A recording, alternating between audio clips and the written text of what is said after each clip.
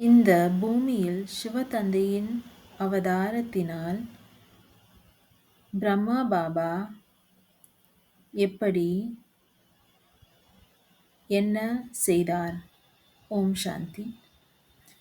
இந்த பூமியில் சிவதந்தையின் மறு அவதாரம்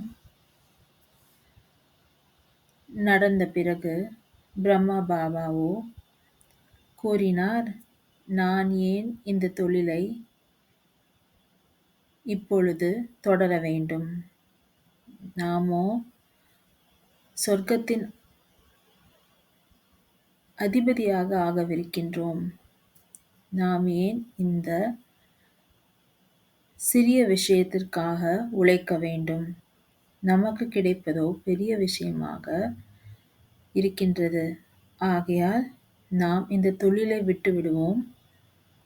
நாம் தந்தையின் வழிப்படி நடந்து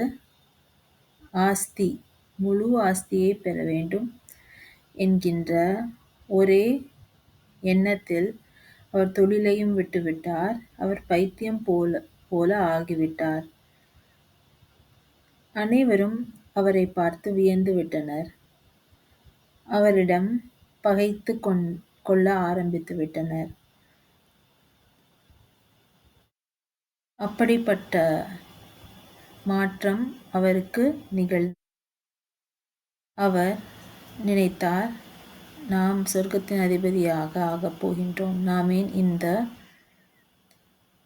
இந்த சிறிய தொழிலை தொடர வேண்டும்?